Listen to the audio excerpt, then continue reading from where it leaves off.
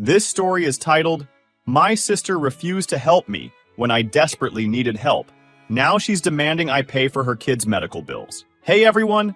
Before we jump into today's video, I need your help.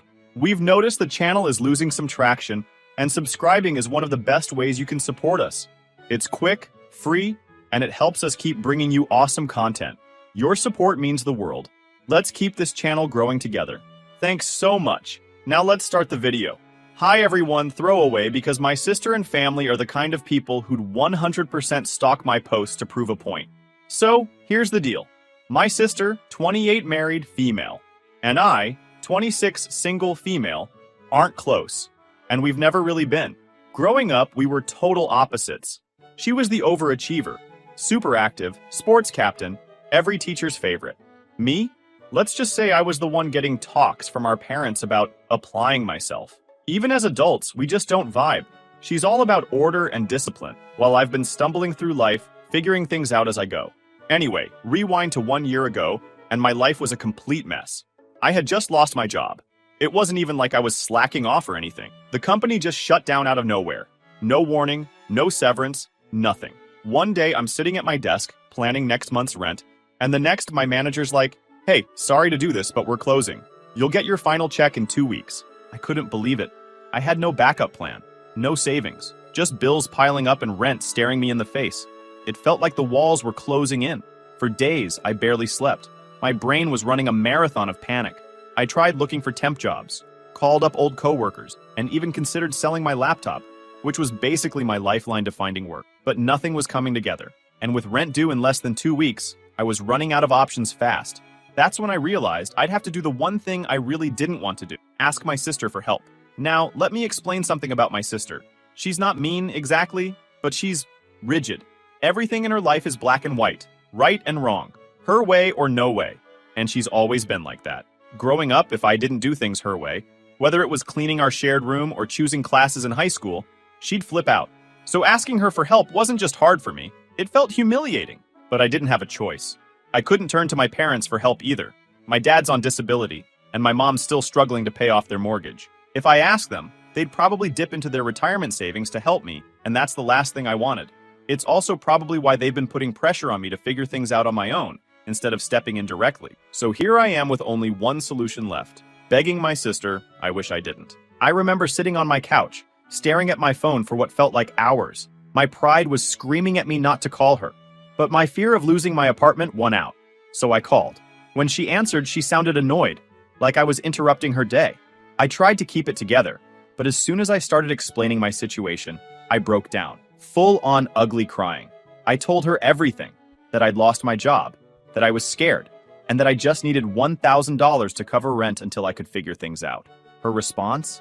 No, just like that, flat, cold, no hesitation. Then she launched into this lecture about how she doesn't believe in lending money to family because it always goes wrong and ruins relationships. She said it wasn't personal, just her policy, like she was some kind of bank manager turning down a loan application. I couldn't believe it. I tried to reason with her, to explain that I wasn't asking for a handout, just a loan. But she cut me off with, "I'm sorry, but I can't help you." And then she hung up. I sat there in shock, the phone still in my hand. I mean, I knew we weren't close, but this was a whole new level of cold. She didn't even offer to help in another way. No, let me talk to my husband. No, maybe I can buy you groceries or help you job hunt. Just nothing. It felt like she was slamming the door in my face, and I was left standing out in the rain. That night, I couldn't stop crying. The issue for me wasn't money anymore. Not that she didn't lend the money. It's that she didn't give a single fuck. She, Hungarian upper, on, her, sobbing, sister. I kept replaying the conversation in my head, wondering if I'd said something wrong, if I'd somehow offended her. But the truth was, she just didn't care. And that realization hit me harder than losing my job. She was my sister, my blood, and in my moment of need, she turned her back on me. And I didn't expect she would be that cold. I was a complete mess after that. The weight of her no wasn't just about the money. It was like being smacked in the face with the reality of our relationship, or lack of one. I mean, who does that? I wasn't some distant cousin she barely knew. I was her sister, and I wasn't asking for a shopping spree. I was asking for a lifeline. But there was no time to sit around feeling sorry for myself. Rent wasn't going to pay itself. and I couldn't afford to lose my apartment. The next morning, I woke up with puffy eyes from crying and a pounding headache, but I told myself, if she's not going to help, then screw it. I'll figure this out on my own. The first thing I did was make a list of everything I could sell. It was pathetic how little I had that was worth anything. I sold my old gaming console, the decent pair of headphones, and anything extra I sold online within a day. I even thought about pawning my laptop, but it was my only tool to search for jobs. Every sale felt like giving up a little piece of my dignity, but what choice did I have? It wasn't just the selling part that stung, it was the reminder of how precarious my situation was. While I was packing up my old console to ship it off, I kept thinking about all the little luxuries my sister took for granted. Her perfectly decorated house, her weekly Pilates classes, her husband's brand new car. She had everything, and I was over here counting pennies just to keep a roof over my head. It wasn't fair, but life isn't fair. That was a lesson I'd learned the hard way. I also decided to swallow my pride, again, and reached out to a couple of friends. That was even harder than calling my sister because, let's be real, borrowing money from friends is its own kind of awkward. But you know what? They came through. Not with big amounts, but enough to keep the landlord off my back for another couple of weeks. One friend even offered to let me crash on their couch if it came to that. That gesture alone brought me to tears. Still, I didn't want to be a burden to anyone, so I started applying for every job I could find. Temp work, retail, even stuff way out of my field. I didn't care about titles or salaries anymore. I just needed something to keep me afloat. For weeks, my days were a cycle of sending out resumes, checking job boards, and attending interviews where I'd get the same canned rejection. It was soul-crushing, but I kept going. Meanwhile, my sister didn't check in, not once. No, how are you holding up? Or, did you figure something out? It was radio silence. And honestly, that hurt even more. It's not like I expected her to change her mind, but a text to see if I was okay wouldn't have killed her. One moment that really sticks out from that time was when I bumped into a neighbor while taking out the trash. She was this sweet older lady who lived 2 doors down, and she could tell something was off. I guess I must have looked as stressed as I felt, because she stopped me and said, "You've got a lot on your shoulders, don't you?" Before I knew it, I was spilling my guts to her, tears and all. She didn't offer me money or anything like that, but she listened. For the first time, I felt like someone actually cared. I managed to scrape by that month, but barely. I kept selling stuff and picking up odd gigs, walking dogs, assembling furniture, anything I could find. It wasn't glamorous, but it kept me in my apartment, and that was all that mattered. Looking back, those weeks were some of the hardest of my life, but they also taught me something important. When push comes to shove, I can survive on my own. The thing is, though, that survival came at a cost. My trust in my sister has gone, completely gone. Before this, I'd always held on to this naive hope that, despite our differences, we'd always be there for each other in the big moments. But that phone call shattered that illusion. It wasn't just about money, it was about what it represented. Her refusal wasn't just a no to helping me pay rent, it was a no to standing by me when I needed her most. For weeks, I kept replaying that conversation in my head, trying to make sense of it. I wondered if maybe I'd caught her on a bad day, or if she had her own struggles I didn't know about. But then I'd remember how cold she sounded, how quick she was to shut me down, and I'd get angry all over again. It was like a cycle of hurt and frustration that I couldn't escape. The silence from her side didn't help either. I mean, even if she wasn't going to lend me the money, she could have at least checked in. A simple, "Hey, how's everything going?" would have meant the world to me. But no, she was too busy with her perfect little life to spare a thought for her struggling sister. And the more I thought about it, the more resentful I became. I didn't tell anyone else in the family about what happened. Part of me didn't want to deal with the drama, but another part of me felt embarrassed. Like, what would they even say? That I should have planned better? That I should have expected this from her? It felt easier to keep it to myself and focus on moving forward. And I did move forward, eventually. 2 years later, life looked a lot different for me. After months of grinding at that temp job, I finally landed a stable position with a decent salary. It wasn't glamorous, but it paid the bills, gave me room to breathe, and most importantly, helped me rebuild my life. I didn't hear much from my sister during that time, and honestly, I preferred it that way. It wasn't like we ever had weekly catch-ups before, and after what happened, the idea of talking to her felt like reopening a wound that hadn't fully healed. I knew I should have been over it by then, but the resentment lingered. I mean, how do you forget something like that? Sure, I was doing better now, but that didn't erase the fact that when I'd needed her the most, she'd slammed the door in my face. So imagine my surprise when my phone buzzed one evening, and there it was, her name lighting up my screen. For a second, I thought it must have been a mistake. She never called me, ever. My first instinct was to ignore it, but I wanted to know why she's calling. And the moment I said hello, I knew something was wrong. She was crying. Not the delicate, sniffly kind of crying you hear in movies. This was full-on sobbing. It took her a minute to calm down enough to even get the words out. And when she did, I couldn't believe what I was hearing. Her husband had been laid off a few months ago, and they were struggling. On top of that, her 3-year-old daughter, my niece, needed a medical treatment that insurance wouldn't cover up front. They needed $1,500, and she was asking me for help. I sat there in stunned silence, trying to process what she'd just said. This was the same sister who had turned me away when I needed $1,000 to avoid losing my apartment. The same sister who had lectured me about not lending money to family, and now she was asking me to bail her out? She must have sensed my hesitation, because she quickly launched into a speech about how dire the situation was. "It's for my daughter," she said, her voice breaking. "She's just a baby, and we don't have anyone else to turn to." She begged me, practically pleading through the phone. "Please, I'll pay you back as soon as we get reimbursed. I swear." And here's the thing. I love my niece. She's adorable, sweet, and completely innocent in all of this. But as much as I cared about her, I couldn't ignore the irony of the situation. 2 years ago, I'd been the one on the other end of that call, desperate and scared, and my sister had shut me down without a second thought. Now, here she was, expecting me to swoop in and save the day. I took a deep breath and said, "I'm sorry, but I can't help you." Only silence on the other end. I could almost hear her taking a deep breath, gearing up for what I knew was coming. And then, like a switch had been flipped, she exploded. "How could you do this?" she screamed. "This isn't about me. This is about my daughter, your niece. How can you punish an innocent child just to get back at me? What kind of person does that?" I held the phone away for a second, stunned. "You're petty, vindictive, selfish. That's what you are. Selfish." "Calm down," I said. "You're not being fair right now. I'm not punishing anyone, least of all my niece. But I'm not going to hand over money when you haven't even been honest with me." "Honest with you?" she snapped.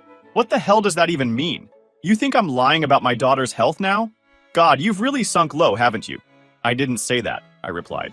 "But you weren't upfront about where the money would actually go. You told me it was all for medical bills, but I found out a big chunk of it is for other expenses. That's not okay, and you know it." She didn't even acknowledge what I'd said. Instead, she doubled down. "You have no idea what it's like to be in my position. My husband's out of work, we're drowning in bills, and I'm doing everything I can to keep this family afloat. But you're just sitting there on your high horse, judging me like you're so much better." I told her, "This isn't about me being better or worse. This is about boundaries. 2 years ago, I was in a terrible spot. I came to you for help, and you said no. Fine, that was your choice. But now, you're in a similar situation, and you expect me to just forget all of that and bail you out? Do you see how unfair that is? Don't you dare compare this to what happened 2 years ago," she shouted. "You needed money for rent. That's not the same as needing money for my child's health. You're a grown adult. You could have figured it out on your own." "And I did," I shot back. "I figured it out on my own because I had no other choice. And guess what? You do have other choices. Sell some stuff, borrow smaller amounts from other people, figure out a payment plan. But don't stand here and act like I'm the bad guy for not swooping in to fix everything." "Oh, so now you're going to lecture me?" she said. "That's rich coming from someone who's always been a screw-up. You're just jealous that I've done better for myself, and now you're using this as some sick way to get back at me." "Jealous of you?" I repeated, laughing bitterly. "You think this is about jealousy? No, babe. This is about you showing your true colors. You set the rules for our relationship when you refused to help me. I'm just playing by those same rules now. If you don't like it, maybe you should have thought about that before." She came back with one last jab. "You're heartless. Completely heartless. I hope you can live with yourself knowing you're letting your niece suffer because of your stupid grudge." She scoffed loudly, and then there was a loud click as she hung up. I sat there for a moment, trying to process everything that had just happened. Part of me wanted to cry, but another part of me felt an odd sense of relief. For the first time, I'd stood my ground against her, and even though it was messy and painful, I knew it was the right thing to do. But here's the thing. I wasn't being petty. I wasn't even trying to get revenge. I was just holding her to the same standard she'd set for our relationship. She was the one who'd made it clear that we weren't the kind of family that helped each other out. She'd set the rules, and now she was mad that I was following them. That conversation blew up everything. Within hours, my mom was calling me, demanding to know what had happened. Apparently, my sister had gone straight to our parents, painting me as some heartless monster who was letting my niece suffer out of spite. My mom begged me to reconsider, saying, "It's not about your sister. It's about your niece. Even my dad, who usually stayed out of our drama, called me to say he was disappointed in me. It was overwhelming, to say the least. I felt like I was being ganged up on, like no one even cared to hear my side of the story. But the more I thought about it, the more I realized that standing my ground was the right thing to do. If I gave in now, what kind of message would that send? That she could treat me however she wanted, and I'd still come running whenever she needed me? No, thank you. Still, it wasn't an easy decision. I kept thinking about my niece and how none of this was her fault. Part of me wanted to help, but every time I considered it, I'd hear my sister's words from 2 years ago echoing in my head. I'm sorry, but I can't help you. Over the next few days, the tension in the family only got worse. My parents kept calling, trying to guilt trip me into changing my mind. My sister sent me a flurry of angry texts, accusing me of being cruel and ungrateful. At one point, she even tried to loop in some extended family members to gang up on me, but thankfully, they stayed out of it. Meanwhile, I couldn't shake the feeling that there was more to the story than she was letting on. Something about the whole situation didn't sit right with me, so I decided to do a little digging. I reached out to a mutual friend who was closer to my sister, just to ask if they knew what was going on. And that's when I found out the truth. Turns out, my niece's medical situation wasn't as dire as my sister had made it seem. The treatment was more nice to have than life or death. And the $1,500? It wasn't just for the medical bill. She was planning to use some of it to catch up on overdue bills and other expenses. When I asked if my sister had mentioned anything serious, like medical issues or something urgent involving my niece, the friend seemed genuinely confused. They said my sister hadn't mentioned anything about a medical problem. Instead, the last they'd heard from her was her usual complaints about money being tight and the stress of her husband's unemployment. There was no indication of anything urgent or life-threatening, which only confirmed my suspicions that the story wasn't adding up. When I heard that, any lingering guilt I felt disappeared. It wasn't just that she'd asked me for help. It was that she'd lied to manipulate me into saying yes. She'd used her own child as a pawn to tug at my heartstrings, and that was something I couldn't forgive. So yeah, the tables had turned. But I wasn't about to play the game by her rule. If she wanted to fix her problems, she'd have to do it without me. But the family wasn't letting this go. Of course there were my parents. My mom called me at least 3 times a day, each time with a slightly different angle to try to guilt trip me. She ranted about how turning my back on family. Another was focused entirely on my niece. You might not care about your sister, she said, but what about that sweet little girl? What has she ever done to you? My dad, who normally avoided these situations, called once to tell me that I was being cold and selfish. It was hard to hear, even though I knew they didn't have the full story. I tried explaining my side. I told my mom exactly what my sister had said to me 2 years ago, when I'd needed her help. I reminded her how I'd scraped by on my own, without turning to the family for more than emotional support. But my mom wasn't having it. That was different, she said. You didn't have a child to think about. It didn't seem to matter to her that I'd been just as desperate, just as scared. To her, the only thing that mattered now was that my niece needed help, and I wasn't giving it. Then, of course, there were the texts from my sister. She was blowing up my phone with paragraph after paragraph of accusations and insults. One message would be her begging me to reconsider. The next would be her calling me names. The whiplash was real. My favorite text, if you can even call it that, was a 6-part rant about how I was lucky to be in a position to help and how I didn't understand what it was like to struggle. That one nearly made me throw my phone across the room. I really wanted to reply, "Oh, I don't know what it's like to struggle? Did you forget about 2 years ago when I was crying to you about losing my apartment?" But I didn't. I knew it wouldn't get through to her. And honestly, I didn't want to waste the energy. At one point, she tried to drag some of our extended family into the mess. I woke up one morning to find a flurry of texts from cousins, aunts, and even a couple of family friends, all saying some variation of, "How could you let your niece suffer?" Most of them didn't even know the full story. They just heard her version, which I'm sure made me sound like the villain of the century. I ended up putting half of them on mute just to get a break from the constant notifications. What really pushed me over the edge, though, was when my sister decided to involve our parents even more directly. She showed up at their house one afternoon with my niece in tow, using her as some kind of prop in this twisted guilt campaign. My mom called me later that day. "Your niece was here today," she said, as if I didn't already know where this conversation was going. "She doesn't understand why her auntie won't help her mommy." I wanted to scream. It wasn't my niece's fault. I knew that. But the fact that my sister was willing to use her own child as a weapon in this fight made my blood boil. It was manipulative, plain and simple, and it only made me more determined to stand my ground. Still, the guilt wasn't easy to shake. Every time I thought about my niece, I felt this ache in my chest. She was just a kid, completely innocent in all of this. She didn't deserve to be caught in the middle of our family drama. Eventually, I decided I needed to take control of the narrative. I couldn't keep letting my sister twist the story to make me look like the bad guy. So I decided to throw some facts on the family group chat. We have this big family group chat, where we act nice and throw fake compliments on each other. You know the type. Here's what I wrote. Hi everyone. I want to clear the air about what's been going on because I think there's been some misunderstanding. 2 years ago, I was in a tough spot and reached out to my sister for help. I was on the verge of losing my apartment and asked to borrow $1,000. She said no, which was her choice, and I respected that, even though it hurt. Well now, and my sister asked me for $1,500. At first, I thought it was for my niece's medical bills, but I found out later that wasn't the whole truth. A large portion of the money was for other expenses. I'm not sharing this to shame anyone. I just want to explain why I made the decision I did. I don't believe in being manipulated, and I don't think it's fair to twist the story to make me look like the villain.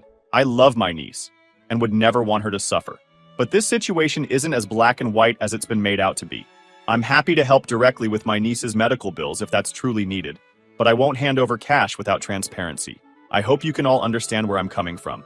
I sent it and immediately muted the chat. I couldn't handle the anxiety of waiting for replies, so I went for a walk to clear my head. By the time I got back, there were over 50 messages. Most were from my sister, who had clearly lost it. I didn't want to address her lying to everyone outright, but I needed to show my parents the truth. I knew they wouldn't believe me if I just accused her of lying.